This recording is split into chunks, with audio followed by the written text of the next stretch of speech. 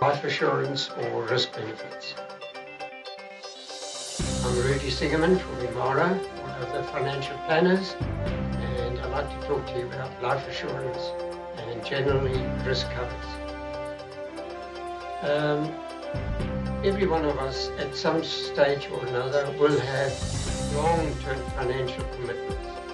Buying a house, buying a car, bringing up children, and so on and so forth. Now, what happens if the breadwinner or the income earner in a family passes away?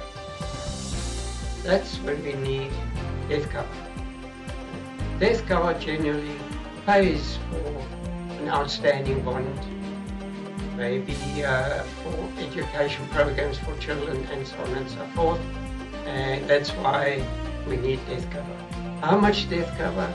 That is difficult to say. It varies from family to family, and it depends on the income that the family earns and to replace that income.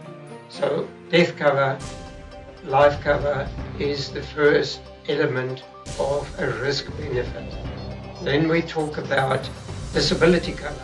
Disability cover is when somebody becomes disabled for one reason or another. Now, statistics tell us that you're more likely to suffer a disability than actually dying. We all die one day, but a disability is more likely. If you look at the road statistics over the last Easter weekend, apart from the 280 odd people that died, there were many, many more who became disabled through the various road crashes. Generally, disability cover consists of a lump sum benefit or an income replacement. There are various rules about it, various definitions, but basically it also covers sickness. So if you're sick for a long time, you can get cover, and you can replace your income. There are new rules and regulations, and the government keeps up to date on all of this. Now I'd like to talk about dreaded diseases. You've all heard about people who are diagnosed with cancer, suffer from strokes, have heart attacks, and so on and so forth. We can cover that as well.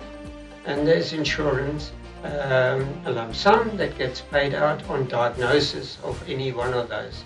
There are rules, okay, but your medical aid generally only covers the treatment of your illness, of whatever happened to you, and what happens afterwards. You may need modifications to your motor car, you need alterations to your house if you're in a wheelchair, and so on and so forth. And we do have cover for that type of thing. It's absolutely essential that this is one of the things that people look at. Now we talked about life insurance and covering risk benefits. There's got to be a balance between covering your risks and saving for retirement.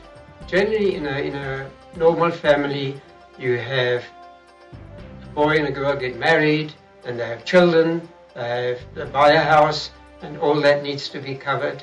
But they often forget to actually save for retirement and so on and so forth. So we need to find a balance between the two.